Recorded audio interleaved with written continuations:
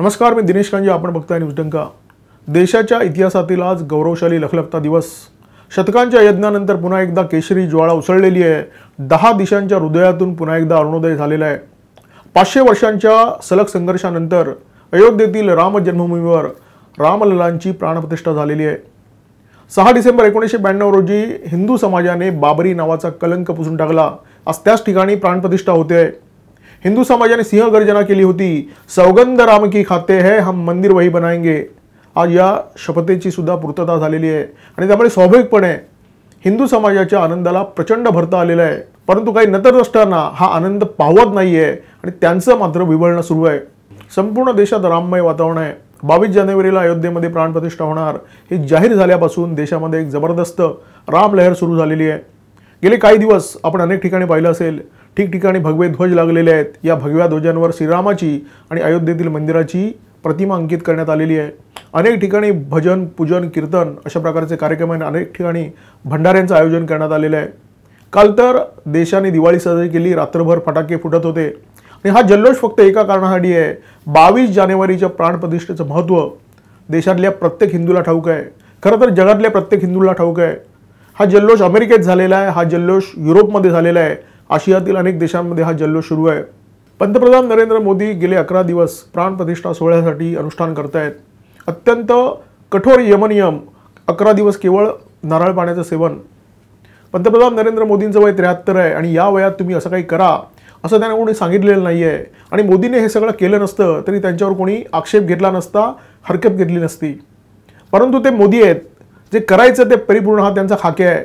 मोदी हे अंतर्बाह्य हिंदू आहेत आणि त्यांच्या प्रत्येक कृतीतून हिंदुत्व व्यक्त होत असतं. हा पीळ त्यांच्या व्यक्तिमत्वाचा भाग आहे आणि कदाचित हा पीळ असल्यामुळेच अनेक भव्य दिव्य कार्य त्यांच्या हातून घडावी ही नियतीची इच्छा आहे. अयोध्येमध्ये भव्य दिव्य राम मंदिराची निर्मिती व्हावी हे स्वप्न हिंदू समाज 500 वर्ष बघतोय. हे स्वप्न आज पूर्ण झालेलं आहे. अयोध्येमध्ये ठीक 12-29 मुहूर्तावर या प्राणप्रतिष्ठा विधीला सुरुवात झाली आणि मंदिराच्या गर्भगृहामध्ये पंतप्रधान नरेंद्र मोदी, राष्ट्रीय स्वयंसेवक संघाचे सरसंघचालक मोहनराव भागवत, उत्तर प्रदेशचे मुख्यमंत्री योगी आदित्यनाथ आणि उत्तर प्रदेशच्या राज्यपाल आनंदीबेन पटेल उपस्थित होत्या. टीव्हीवर हा सोहळा अवघ्या देशाने पाहिला. अवघ्या देशाने काळ्या पाषाणात घडवलेली, चेहऱ्यावर स्मिता असलेली, अत्यंत सुबक, सुघड, अत्यंत तेजपुंज अशी श्रीरामांची बालमूर्ती पाहिली. डोळे भरून पाहिली आणि ही बालमूर्ती डोळे भरून पाहताना देशाच्या पंतप्रधानांचा भावविभोर चेहरा सुद्धा पाहिला.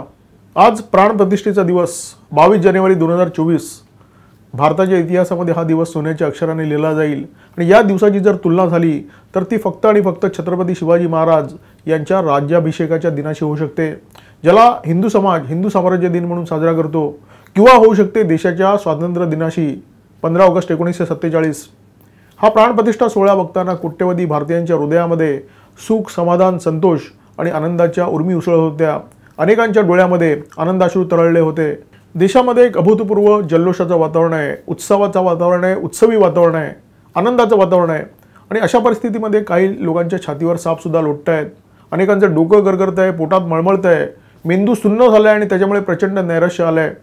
कायम हिंदू विरोधाचे उकेरडे फुंकणारे निखिल वागळे याच्यासारखे पत्रकार त्यांनी तर ही मळमळ जाहीरपणे व्यक्तसुद्धा केलेली आहे.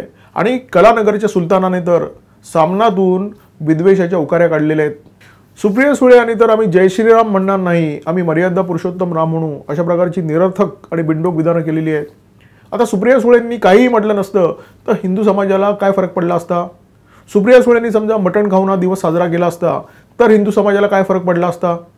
सुप्रिया सुळे आणि त्यांच्या पिताश्रींना प्राणप्रतिष्ठा सोहळ्याचा काडीचाही आनंद नाही आहे हे हिंदू समाजाने गृहीत धरलेलं आहे. सुप्रिया सुळेंचे स्नेही फारुख अब्दुल्ला यांनी लोकलाजे खातर का होईना पण रामाचं भजन म्हटलेलं आहे. परंतु सुप्रिया सुळेंना तर तेवढं सुद्धा करवणार नाही, त्यांच्या पिताश्रींना तेवढंही करवणार नाही, कारण त्याच्यामुळे कदाचित मुसलमानांची मतं जातील. इंडिया आघाडीत तर प्रचंड सुतक पसरलेलं आहे. म्हणजे जल्लोष तर नावाला नाही आहे, परंतु ही लोक भयंकर हादरलेली आहेत. हे प्राणप्रतिष्ठा सोहळ्यामुळे निर्माण झालेले हिंदू तेज येणाऱ्या निवडणुकीमध्ये आपल्याला खाक तर करणार नाही ना, या विचाराने इंडिया आघाडीचे तमाम नेते हादरलेले आहेत. असं म्हणतात ना, भूत पिशाच निकटणे यावे, महावीर जब नाम सुनावे. तर हनुमान चालीसातल्या या पंक्तीनुसार इंडिया आघाडीतली सगळी जी भूतं आहेत ती या प्राणप्रतिष्ठा सोहळ्यापासून हातभर अंतर राखून दूर राहिलेली आहेत. महाराष्ट्राच्या सुदैवाने 1.5 वर्षापूर्वी राज्यात तख्तापालट झाला. महाविकास आघाडीचं सरकार गेलं आणि राज्यामध्ये महायुतीचं सरकार आलं। दुर्दैवाने जर उद्धव ठाकरे मुख्यमंत्री असते, राज्यामध्ये महाविकास आघाडीचं सरकार असतं, तर उद्धव ठाकरे आणि त्यांचे मार्गदर्शक शरदचंद्र पवार या जोडगोळीने राज्यात दंगे होतील अशी भीती दाखवून हिंदूंच्या उत्साहावर पाणी उतरण्याचं काम निश्चितपणे केलं असतं। तामिळनाडूमध्ये आज जे होतंय तेच महाराष्ट्रात झालं असतं, परंतु महाराष्ट्र खरोखर सुदैवी ठरला आणि आज महाराष्ट्रामध्ये जल्लोषाचं वातावरण आहे। प्राणप्रतिष्ठा सोहळ्यामुळे तामिळनाडू सरकारने सुतक पाळण्याचा बहुधा निर्णय घेतला होता। कोणत्याही सार्वजनिक कार्यक्रमावर तामिळनाडू सरकारने बंदी आणली होती। शोभायात्रा, अन्नदान, कीर्तन असे कोणतेही कार्यक्रम करायचे नाहीत असा फतवा मंदिरांसाठी काढला होता। केंद्रीय अर्थमंत्री निर्मला सीतारामन यांनी या फतव्याच्या विरोधात सर्वात प्रथम एक्सवर घणाघात केला आणि तामिळनाडूचे मुख्यमंत्री के स्टॅलिन यांचा हिंदुद्रोही चेहरा उघड केला।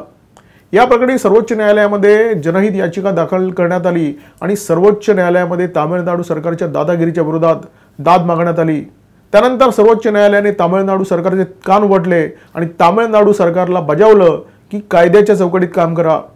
तामिळनाडू सरकारचे मंत्री के सेकर बालू यांना कोर्टामध्ये खुलासा करावा लागला की या सरकारने कोणत्याही प्रकारची बंदी घातलेली नाहीये, परंतु ही बंदी लिखित नव्हती। ही बंदी तोंडी आदेश देण्यात आले होते आणि सर्व मंदिराच्या पदाधिकाऱ्यांना, पुजाऱ्यांना धमकावण्यात आलं होतं की याद राखा, कोणत्याही प्रकारचं जर सेलिब्रेशन कराल तर तुम्हाला कारवाईला तोंड द्यावं लागेल। तामिळनाडूचे मुख्यमंत्री के स्टॅलिन हे बतावणी करतात की मी नास्तिक आहे, परंतु ही वस्तुस्थिती नाही आहे। ख्रिस्ती धर्मियांच्या अनेक कार्यक्रमामध्ये सामील झालेल्या स्टॅलिन यांनी मी तुमच्यातलाच एक आहे अशी जाहीर कबुली दिलेली आहे। आता या वाक्याचा अर्थ जनतेला सुद्धा लक्षात येतो। स्टॅलिन यांच्यासारखे लोक जे फक्त नावापुरते हिंदू राहिलेले आहेत, असे लोक हिंदू धर्माच्या सोहळ्यामध्ये लुडबुड करतात, हिंदू प्रथा परंपरांची नालस्ती करतात, सनातन धर्माला शिव्या घालतात, परंतु या लोकांचा खरा चेहरा आता उघड झालेला आहे। प्राणप्रतिष्ठा सोहळ्याच्या निमित्ताने देशभरामध्ये जे राममय वातावरण आहे त्याचे पडसाद तामिळनाडूमध्ये सुद्धा उमटलेले दिसतात। लोकांमध्ये जबरदस्त जल्लोषाचं वातावरण आहे आणि या जल्लोषामुळे तामिळनाडूचं सरकार हादरलेलं आहे। आपल्याला माहिती आहे की अयोध्येमध्ये राम मंदिराच्या निर्मितीनंतर देशभरातले अनेक पर्यटक अयोध्येच्या दिशेने रवाना झालेले आहेत आणि त्याच्यामध्ये तामिळनाडूतल्या पर्यटकांची संख्या सुद्धा कमी नाही आहे। दक्षिणेतले पर्यटक मोठ्या संख्येने अयोध्येच्या दिशेने जात आहेत आणि त्याच्यामुळे कायम द्रविडी राजकारणाच्या नावावर हिंदू विरोध करणाऱ्या या द्रमुक आणि अण्णाद्रमुक या पक्षांना जबरदस्त हादरा बसलेला आहे। जिथे जिथे रामद्रोह्यांच्या हाती सत्ता आहे तिथे तिथे सरकारी वरवंटा फिरवून ही रामलाट रोखण्याचा प्रयत्न सुरू आहे। महाभारतामध्ये आपण पाहिलं असेल, कृष्ण शांतिदूत म्हणून कौरवांच्या दरबारामध्ये गेलेला आणि दुर्योधनाच्या मेंदूला सूज आल्यामुळे त्याने कृष्णाला बंदी बनवण्याचे आदेश दिले। तर या रामद्रोह्यांच्या मेंदूला अशाच प्रकारची सूज आलेली आहे आणि कुऱ्हाडीवर पाय मारून घेण्याचा प्रयत्न या सगळ्यांकडून सुरू आहे।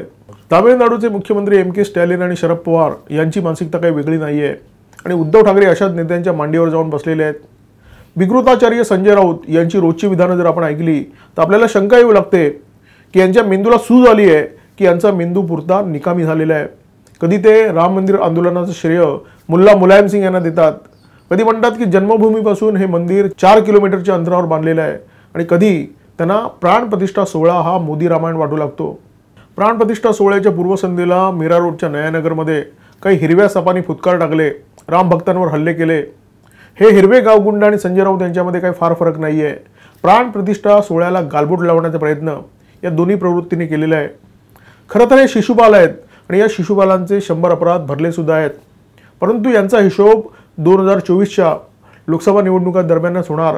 तोपर्यंत जनतेने संयम पाळलेला आहे। मतपेटीतून जनता आपला खुन्नस व्यक्त करणार आहे। आजचा प्राणप्रतिष्ठा सोहळा पाहून अत्यंत हर्षभरित झालेला मी जय श्रीरामच्या उद्घोषाने या व्हिडिओला पूर्णविराम देतो। तुम्हाला जर व्हिडिओ आवडला असेल तर कमेंट बॉक्समध्ये जय श्रीराम नक्की लिहा। व्हिडिओ लाईक करा, शेअर करा। नमस्कार। आमचा व्हिडिओ जास्तीत जास्त लाईक करा, शेअर करा आणि आमचे YouTube चॅनल सबस्क्राईब करा। धन्यवाद।